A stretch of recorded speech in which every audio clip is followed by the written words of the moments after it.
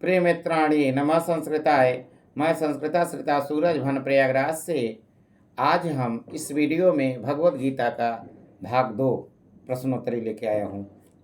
भाग 1 में हमने 51 प्रश्न तक हल कर लिया था। आज 52 नंबर से करेंगे। 51 नंबर का हो गया था ना बस जी। नयनम छेदन्ति सहस्राणि नयनम दहति पावकः न चैनम क्लेदयन्त्यापो न शोषयति मारुतः।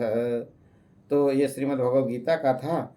तो ये हो गया है। इसका वैद्य जी कभी कभी क्या है ना पूछता है श्लोक संख्या कौन सा है। आप जानते हैं वैद्य जी, आपको पता है? जी मुझे नहीं मालूम है। पता नहीं है? आपको मैं बता दे रहा हूँ, एक सेकेंड। 22 नंबर और 23 नंबर का है। 22 नंबर का है। अब जब भी कभी श्रीमद् भगवद गीता में पूछता है कि श्लोक संख्या का, जैसे बीपीएससी में कभी पूछ लेता है जी, तो वंशांश जीर्णानि यथा विहाय वाला जो है वो 22 नंबर का श्लोक है। और 23 नंबर का श्लोक है नयनम छिन्दन्ति शस्त्राणि नयनम दधि पावक है। तो 22 नंबर का है वंशांश वाला, नयनम छिन्दन्ति 23 नंबर का। जी। तो ये आपको याद रहना चाहिए।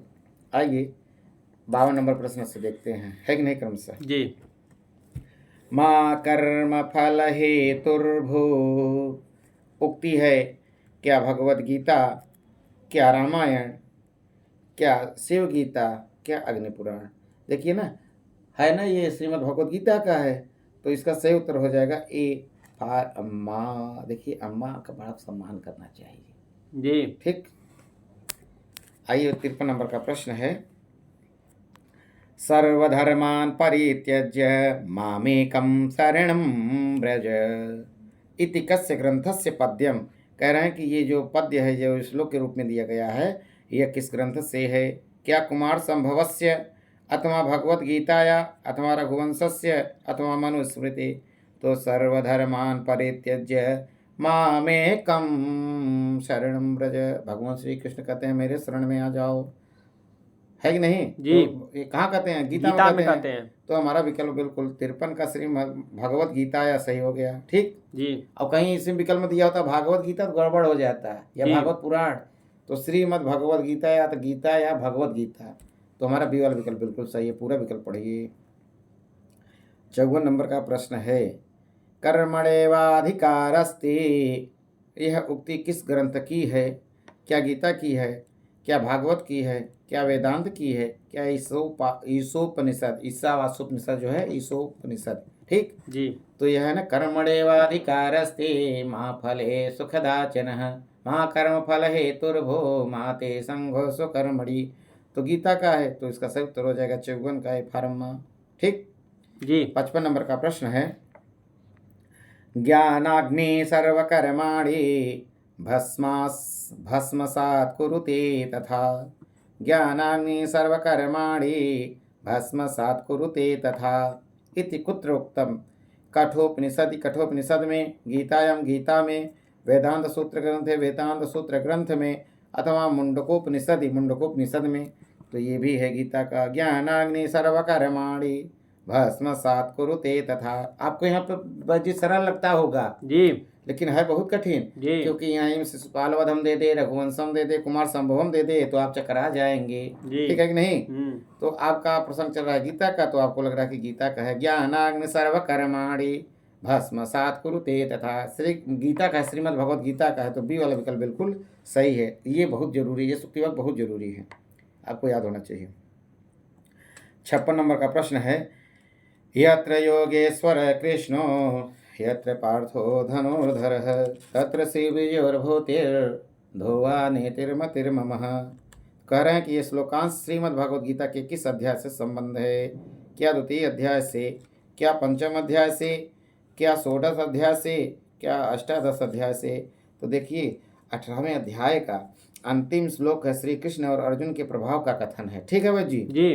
तो इसका सही उत्तर हो जाएगा अष्टादश, मतलब 10 और 8 18, 18वें अध्याय का।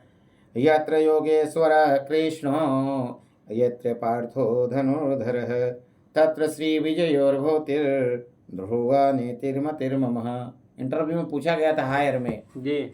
कि श्रीमद् भगवद गीता का अंतिम श्लोक कौन सा है। ठीक। जी तो यही वाला है, जहाँ योगेश्वर भगवान श्री कृष्ण हैं और जहाँ गांडीव धनुषधारी अर्जुन है, वहीं पर श्री विजय विभूति और अचल नीति है, ऐसा मेरा मत है। समझ गए। जी ऐसा सुख वैशंपायन का शिष्य वो तो कठोपनिषद वाला है बात, यहाँ पे भगवान श्री कृष्ण स्वयं कहते हैं गीता को, तो यहाँ पे गीता वाला है, वहाँ पे कठोपनिषद वाला है ना। जी हाँ, तो वहाँ पर भी कठोपनिषद वाली बात याद आ गई, आपको बता रहे थे ना दोपहर में। जी तो हाँ, तो इसमें सही उत्तर हो गया अष्टादश 56 का डी वाला। और अंतिम श्लोक भी है, 57 नंबर का प्रश्न है जी। स्वधर्मे निधनम श्रेयः इति उक्ति कतमे अध्याय वर्तते। क्या द्वितीय अध्याय में, क्या तृतीय अध्याय में, क्या पंचम अध्याय में, क्या चतुर्थ अध्याय में? भाई जब गीता पढ़ेंगे ना तो आपका जो एलटी ग्रेड में लगा हुआ है, तो हमारा द्वितीय अध्याय है सांख्य योग। लेकिन क्या है ना, इसमें क्या है, स्वधर्मे निधनम श्रेय। आपने भागवत गीता यूजीसी में पढ़े हुए हैं भगवत गीता जी उसमें द्वितीय अध्याय, तृतीय अध्याय, 12वां अध्याय लगा हुआ था। ठीक। जी तो तृतीय वाले अध्याय में मिल जाता है कि स्वधर्मे निधनम श्रेय, दूसरे के मतलब स्वधर्म में अपने धर्म में, और निधनम श्रेय यही है ना, स्वधर्म में अपने धर्म वाला। ये जो ये सुक्ति वाक्य है ना, ये गीता के तृतीय अध्याय का है। तो हमारा विकल्प जो है बी वाला सही हो जाएगा 57 का। और है ना, स्वधर्मे निधनम श्रेय, अपने धर्म रहकर निधन होना मतलब गरीब रहना भी श्रेष्ठ कर है। और परधर्मो भयावह, याद आ गया हमें। तो पर दूसरे के धर्म से क्या बहुत डर लगता है जी। अब देखिए आप क्या हैं, आप क्या हैं, हिंदू है। हाँ, तो आप मुस्लिम मत बनिएगा, हाँ जी। और ईसाई भी मत बनिएगा। आजकल खूब परिवर्तन हो रहा है, धर्म परिवर्तन जी। हाँ। तो ये तृतीय अध्याय में है गीता के। आइए 58 नंबर का प्रश्न है, स्वधर्मान परित्यज्य। देखिए ये भी आ गया, स्वधर्मे निधनम श्रेय आया था, अब आ गया सर्वधर्मान परित्यज्य। यह कहाँ की उक्ति है? गीता की है, मनुस्मृति की है, रामायण की है, अथवा पुराण की है? तो भाई ये गीता की है, तो 58 का ए वाला विकल्प बिल्कुल सही होगा। 59 नंबर का प्रश्न है, मामेकम शरणम व्रजः। अब इसके पहले भी आया था यही, सुक्ति है, क्या मनुस्मृति की है, क्या भागवत की है, क्या महाभारत की है, क्या गीता की है? तो भाई ये गीता में की प्रसंग भी चल रहा है, गीता की सुक्ति वाक्य भी है। तो हमारा 59 का डी वाला विकल्प बिल्कुल सही हो गया। आइए 60 नंबर का प्रश्न है, योगक्षेमं वहाम्यहम्, योगक्षेमं वहाम्यहम्। पंक्ति ही वर्तते, पंक्ति कहाँ बतलाई गई है, कहाँ कही गई है? योग वसिष्ठौ अथवा श्रीमद्भगवद्गीतायाम अथवा भृगु संहितायाम अथवा रावण संहितायाम? भैया योगक्षेमं वहाम्यहम्, ये श्रीमद्भगवद्गीता का है। तो 60 का बी वाला विकल्प बिल्कुल सही हो गया। और फिर से आ गया 61 नंबर में, देखिए योगक्षेमं वहाम्यहम् इति वाक्यम कस्मिन् अध्याये वर्तते। किस अध्याय में बतलाया गया है, कहा गया है? 9वें अथवा 10वें अथवा 11 अथवा 12? तो देखिए 9वें अध्याय में कहा गया है भाई जी। और 9वां अध्याय कौन सा है आपको पता है? 9वां राज विद्या राज गुह योग है, जिसमें 34 श्लोक है, उसी में ये बात बतलाई गई है।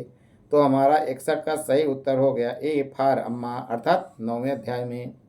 62 नंबर का प्रश्न है, न हि ज्ञानेन सदृशं पवित्रमिह विद्यते, कस्मिन् अध्याये वर्तते? करें क्या सप्तम अध्याय में, षष्ठे सप्तम अध्याय में, अथवा पंचमे पंचम अध्याय में, अथवा चतुर्थे चतुर्थ अध्याय में? तो सही क्या है? न हि ज्ञानेन सदृशं पवित्रम इह विद्यते, यह चतुर्थ अध्याय में बतलाया गया है गीता की। तो हमारा डी वाला विकल्प बिल्कुल सही हो गया। 63 नंबर का प्रश्न है, बहुत बढ़िया है, ये खूब आता है बच्ची। 63 नंबर का जो प्रश्न है यह परीक्षा में हर बार आएगा, सुक्तिवाक आएगा तो यही आएगा। ना सतो विद्यते भावो, ना भावो विद्यते सतः। पंक्ति ली गई है तर्क भाषा से, अथवा वेदांत सार से, अथवा श्रीमद् भगवद गीता से, अथवा सांख्य कारिका से। श्रीमद् भगवद गीता का है, ना सतो विद्यते भावो, ना भावो विद्यते सतः। समझ गए जी।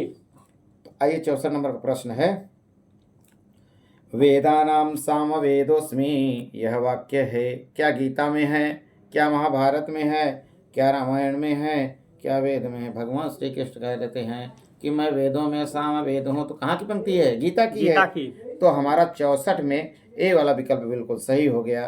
65 नंबर का प्रश्न है, जातस्य ही ध्रुवो मृत्यु इति सुक्ति अस्ति। क्या श्रीमद्भगवद्गीताया अथवा सांख्यकारिकायाः अथवा तर्कभाषायाः अथवा स्यादवादमंजर्यः। तो देखिए, जातस्य ही ध्रुवो मृत्यु, ये भी श्रीमद्भगवद्गीता का है। तो 65 का हमारा ए वाला विकल्प बिल्कुल सही हो गया।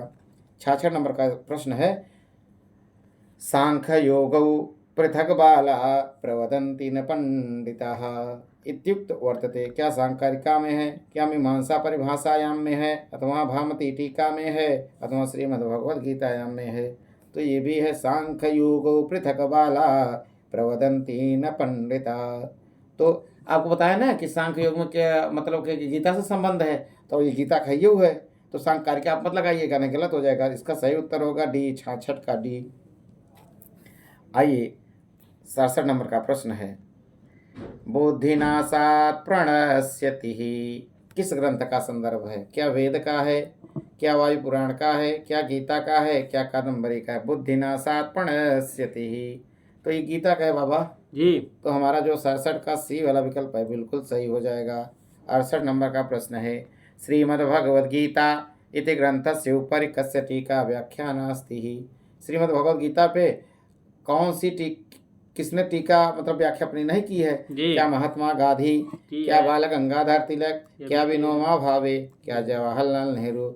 ये तीनों टीका लिखे हैं। विनोबा भावे लिखा है, जवाहरलाल नेहरू ने भी लिखा है, बाल गंगाधर तिलक ने लिखा है, लेकिन जवाहरलाल नेहरू ने नहीं लिखा है। हाँ, जवाहरलाल नेहरू ने नहीं लिखा। सही जी। महात्मा गांधी लिखे हैं जी। इसका मतलब भाई जी आप पढ़ते हैं। तो 68 का जो विकल्प बिल्कुल सही है, डी वाला है। जवाहरलाल नेहरू क्या लिखे हैं आप जानते हैं उनकी कोई टीका, कोई किताब पांडे भैया बता रहे थे ना उस दिन कोई। तो महात्मा गांधी, बाल गंगाधर तिलक, विनोबा भावे लिखे हुए हैं और जवाहरलाल नेहरू नहीं लिखे हैं। डिस्कवरी, हाँ डिस्कवरी करके ऐसे कुछ बता रहे थे ना पांडे भैया। तो हमारा जो है 68 का डी वाला विकल्प बिल्कुल सही हो गया। 69 नंबर का प्रश्न है, स्वधर्मे निधनम श्रेयः परधर्मो भयावह। अपने धर्म में रहो भाई, भले निधन हो के रहो, लेकिन दूसरे के धर्म से बहुत ही डर लगता है भाई जी, क्योंकि आप मांस इत्यादि खाते नहीं है तो मुस्लिम बन गए तो आपको मगड्डा खाना होगा। अब हमसे मत पूछिएगा मगड्डा क्या है, अब मुस्लिम वाले जानेंगे मगड्डा क्या है जी। तो हमारा नल्ला भी होता है। हाँ जो भी हो भाई। 69 नंबर का सही उत्तर हो जाएगा। क्या गीता होगा, क्या विज्ञान शाकुंतलम होगा, क्या निशतकम होगा, क्या वेदांत सार होगा? तो इसका सही उत्तर हो जाएगा गीता। 70 नंबर का प्रश्न है, भगवत गीता को अध्यायों के अंत में किस शास्त्र के नाम से जाना जाता है? क्या आगम शास्त्र, क्या औषध शास्त्र, क्या तंत्र शास्त्र, क्या योग शास्त्र? कल बताए थे ना बस जी। ओम तत्समिति श्रीमद्भगवद गीता सुपनिषत्सु ब्रह्म विद्यायाम योग शास्त्रे कृष्णार्जुन संवादे सांख्य योगो नाम। तो योग शास्त्र हर जगह आ रहा है जी। तो योग शास्त्र के नाम से भाई। तो 70 का डी वाला विकल्प बिल्कुल सही हो गया। अब देखिए कल हमने देख के पढ़ लिया था एक बार, अब याद हो गया जी है कि नहीं जी। तो आइए 71 नंबर का प्रश्न है, स्थित प्रज्ञस्य लक्षणम गीताया कस्मिन् अध्याये कृतम अस्ति? क्या तृतीय अध्याय में, क्या द्वितीय अध्याय में, क्या चतुर्थ अध्याय में, क्या पंचम अध्याय में? हमने बताया कि गीता के द्वितीय अध्याय में कुल कितने श्लोक हैं? 72 हैं। तो 54 से लेकर 72 तक इसी के विषय में बतलाया गया है। तो द्वितीय अध्याय हो जाएगा हमारा। 71 का बी वाला विकल्प बिल्कुल सही है। 72 नंबर का प्रश्न है, भागवत पुराणस्य का टीका अतीव प्रसिद्धास्ति? भागवत पुराणस्य जी। गीता नहीं जी। भागवत पुराणस्य। क्या कासांजन टीका, क्या श्रीधरी टीका, क्या सुखपक्षिया टीका, क्या भागवत चंद्रिका टीका? तो 72 का सही उत्तर हो जाएगा श्रीधरी टीका मिलता है भागवत पुराण पे और बहुत प्रसिद्ध टीका है। श्रीमद् भागवत पुराण पर जो टीका है जो अति प्रसिद्ध बहुत प्रसिद्ध है वह श्रीधरी टीका है। आप याद कर लीजिए बस जी। 73 नंबर का प्रश्न है, नलोपाख्यानम महाभारतस्य कस्मिन् पर्वणे वर्तते? क्या अरण्य पर्वणि, क्या भीष्म पर्वणि, क्या महाप्रस्थानिक पर्वणि, क्या शांति पर्वणि? तो देखिए भीष्म पर्व से जो है गीता लिया गया है, ठीक है जी। और अरण्य पर्वणि अर्थात तो वो जो है ना वन पर्व, आदि सभा वन विराट उद्योग भीष्म द्रोण, तो अरण्य वाला जो है यह बिल्कुल हमारा 73 का ए वाला विकल्प सही हो जाएगा। भीष्म से तो गीता लिया गया है, नलोपाख्यान की बात हो रही है, जी तो अरण्य पर्वणि में है। तो आइए 74 नंबर का सी, 74 नंबर का सी नहीं, प्रश्न पहले पढ़िए। अब आप प्रश्न में पढ़ लिए मन में हम फट जी। से। 74 नंबर का प्रश्न है, राजधर्मानुशासनम महाभारते कस्मिन् पर्वणे अस्ति। तो राजधर्म अनुशासन महाभारत के किस पर्व में है? क्या भीष्म पर्व में है, क्या अनुशासन पर्व में है, क्या शांति पर्व में है, क्या हरिवंश पुराण में है? तो देखिए शांति पर्व सबसे बड़ा पर्व भी है, जी और इसमें राजधर्म अनुशासन महाभारत के कस्मिन् पर्व में है? तो शांति पर्व शांति में, पर्व में। और सबसे बड़ा पर्व भी है। जी इसमें कुल कितने श्लोक हैं आपको कमेंट बॉक्स में बताना होगा, है कि नहीं। जी 75 नंबर का प्रश्न है, श्रीमद्भगवद्गीतानुसारेण अव्यवसायिनां बुद्धयः कीदृश्यः भवन्ति? क्या बहुशाखा, क्या अनंताः, क्या बहुशाखा अनंताश्च, अथवा एका? जब आप पढ़ेंगे ना वहाँ पे, तो वहाँ पे मिलेगा बहुशाखा अनंताश्च बुद्धयः भवन्ति। इस तरह से करके आया है श्लोक। जी तो 75 हमारा जो है बिल्कुल सी सही हो जाएगा, बहुशाखा अनंताश्च। 76 नंबर का प्रश्न है, भगवत गीता के द्वितीय अध्याय का प्रारंभ किसके कथन से होता है? देखिए अंतिम श्लोक अथवा प्रथम श्लोक ये भी आपको याद होना चाहिए। संजय के कथन से होता है। तो क्या अर्जुन, क्या श्री कृष्ण, क्या संजय, क्या धृतराष्ट्र? गीता के द्वितीय अध्याय का है ना। जी तो कौन सा श्लोक है आपको पता है? जी याद नहीं है। अरे जब द्वितीय अध्याय में लगा है तो आपको याद होना चाहिए, है ना। तम तथा कृपयाविष्टम अश्रुपूर्णाकुलेक्षणं विसदन्तमिदं वाक्यम उवाच मधुसूदनः। तम अर्थात अर्जुनः संजय उवाच, संजय बोलते हैं जी कि उस प्रकार करुणा से व्याप्त और आंसुओं से पूर्ण तथा व्याकुल नेत्रों वाले शोक युक्त उस अर्जुन, तम तम अर्जुन, तम तमा। तो भगवान मधुसूदन ने यह वचन कहा। समझ गए। जी संजय द्वारा अर्जुन के विषाद का वर्णन है, संजय हुआ, संजय बोलते हैं। तो हमारा विकल्प सी वाला बिल्कुल सही हो गया। मधुसूदन किसे कहा जाता है? तो भगवान चक्रधर को कहा जाता है। 77 नंबर का प्रश्न है, शंकर अर्जुन इंद्र नहीं होगा तो 77 में श्री कृष्ण होगा, अर्थात श्री कृष्ण। हाँ 77 का ये विकल्प सही है।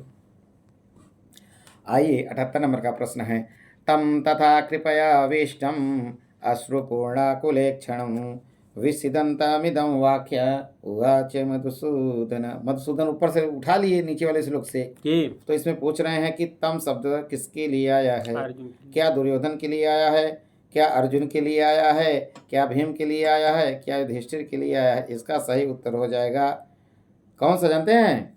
बी वाला, अर्जुन।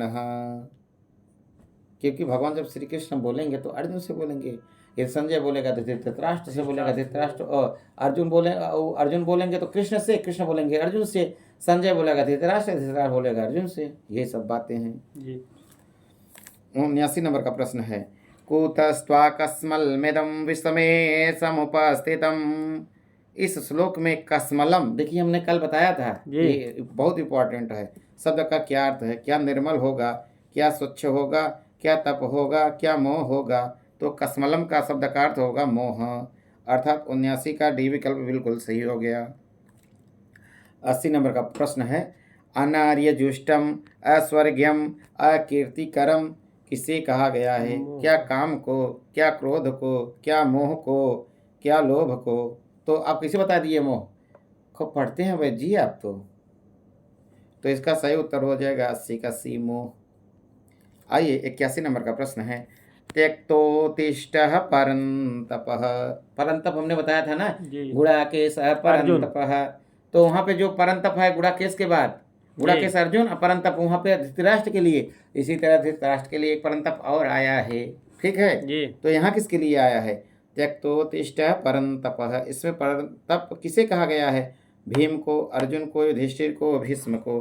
तो 81 का भी विकल्प सही होगा अर्जुन, क्योंकि भगवान श्री कृष्ण बोलते हैं। जी 82 नंबर का प्रश्न है, क्लैब्यमास्गमः पार्थ।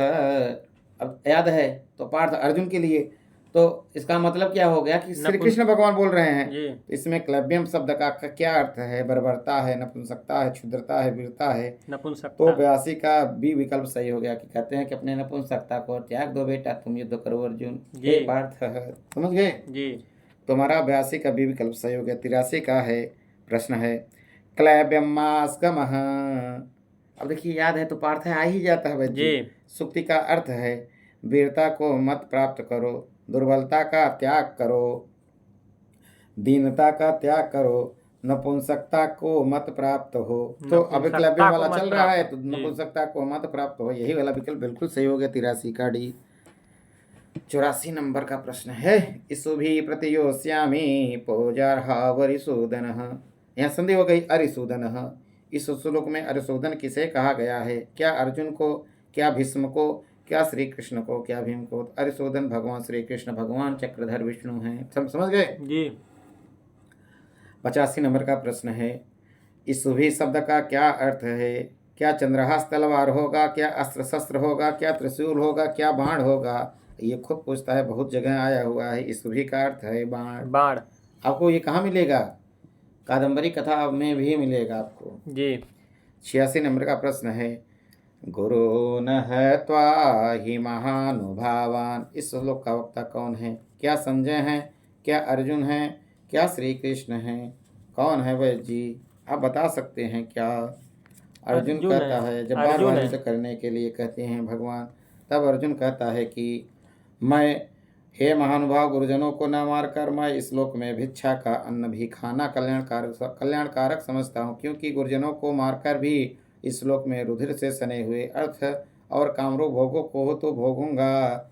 और उनके सामने धृतराष्ट्र वो सब हैं, सब उनके जो हैं द्रोणाचार्य इत्यादि, समझ रहे हैं गुरु? जी और इस श्लोक भी है ना, गुरु न हत्वा हि महानुभावान श्रेयो भोक्तुं भक्ष्मपीह लोके हत्वार्थ कामास्तु गुरु निहैव भुंजीय भोगान रुधिर प्रदिग्धान। तो अर्जुन कहते हैं भैया हम अपने गुरुओं को नहीं मारूंगा। जी समझ लीजिए। जी 86 का भी विकल्प बिल्कुल सही है। समझ गए? जी 87 नंबर का प्रश्न है शिष्यस्तेहं साधि मां त्वां प्रपन्नम। यह सुक्ति गीता के किस अध्याय में है? कल आपको बताया था 2य अध्याय में है। किसी से कुछ सीखना हो तो छोटे बन के सीखो, सीख जाओगे। तो 87 का भी विकल्प बिल्कुल सही है। 2य अध्याय में न प्रथम न तृतीय न चतुर्थ होगा क्या? 2। 88 नंबर का प्रश्न है कार्पण्य दोषोपहत स्वभाव। कार्पण्य दोषोपहत स्वभाव। इसमें कार्पण्य दोष शब्द का क्या अर्थ है? क्या दयालुता है, क्या दीनता है, क्या कायरता है, क्या प्रशंसा है? कायरता है। हाँ, तो श्री कृष्ण भगवान कहते हैं अर्जुन कायरता का त्याग कर दो। तो इसका मतलब कार्पण्य दोष का अर्थ हो जाएगा कायरता। तो हमारा 88 का सी विकल्प बिल्कुल सही है। 89 नंबर का प्रश्न है एवं उक्त्वा ऋषिकेशं गुडाकेश परंतपः। यहाँ जो परंतप आया है धृतराष्ट्र के लिए आया है, अर्जुन के लिए नहीं आया है। गुडाकेश अर्जुन के लिए आया है। और इस श्लोक में गुडाकेश किसके लिए? तो अर्जुन के लिए हमने बतला दिया। तो 89 का सी इसमें समय नहीं लेंगे। 90 नंबर का प्रश्न है उपयुक्त श्लोक में ऋषिकेश किसे कहा गया है? श्री कृष्ण है, अथवा द्रोण है, अथवा भीष्म है, अथवा अर्जुन है? तो श्री कृष्ण के लिए कहा गया है। आइए 91 नंबर का प्रश्न है और ये 11 नंबर का श्लोक है। मुझे याद है, इसी से हमने संस्कृत पढ़ना शुरू कर दी। हमने कॉमर्स का विद्यार्थी था जी। हाँ, प्रयास करके सीख गया है ना। असोच, पहली लाइन है ना, असोचानन्वसोचस्त्वं प्रज्ञावादांस भाससे अवगतासुंच गतासुंच नानुशोचन्ति पंडिता। पंडित लोग जो बीत गया और जो हो रहा है उसके विषय में कभी चिंता नहीं करते, जो चले गए उसके विषय में चिंता नहीं करते, और जो हैं उसके विषय में चिंता नहीं करते। ये तो जीवन बदल देने वाला श्लोक है। तो इस श्लोक का वक्ता कौन है? क्या संजय है, क्या अर्जुन है, क्या कृष्ण है, क्या धृतराष्ट्र? अर्थ से भी पता चल जाता है कि भाई उपदेश तो श्री कृष्ण दे रहे हैं ऐसा कि बेटा अर्जुन ऐसा मत समझो, तुम आज हो कल नहीं रहोगे, और आपके गुरु आज हैं कल नहीं रहेंगे, इसलिए धनुष उठाओ मारो धड़ाधड़ कौरवों को। जी तो इसका उत्तर हो जाएगा क्या? समझ रहे हैं? जी क्या? सी श्री कृष्ण। हाँ। 92 नंबर का प्रश्न है तम उवाच ऋषिकेश प्रसन्नीव भारत। इसमें तम और भारत शब्द क्रमशः किसके लिए आया है? क्या धृतराष्ट्र और भीष्म के लिए, अथवा अर्जुन और भीष्म के लिए, अथवा धृतराष्ट्र और अर्जुन के लिए, अथवा अर्जुन और धृतराष्ट्र के लिए? तो 92 का सही धृतराष्ट्र और उत्तर हो अर्जुन जाएगा ना। हम्म, 92 में अर्जुन और धृतराष्ट्र के लिए आया है। अच्छा। तम शब्द आया है किसके लिए? तम शब्द किसके लिए है? अर्जुन के लिए अर्जुन आया। के लिए। और किधर गया भाई? लाइट कट गई यार, जलाओ। हाँ, तम शब्द आया अर्जुन के लिए, भारत शब्द आया धृतराष्ट्र के लिए। तो आप कहीं गच्चा न खा जाइए बच्चा। तो 92 का डी विकल्प सही है। तम आया है अर्जुन के लिए और धृतराष्ट्र आया है, भारत आया है धृतराष्ट्र के लिए। तुम्हारा 92 का डी विकल्प बिल्कुल सही हो गया। 93 नंबर का प्रश्न है, गतासूंच नानुशोचन्ति पंडिताः। इसमें असून शब्द का क्या अर्थ है?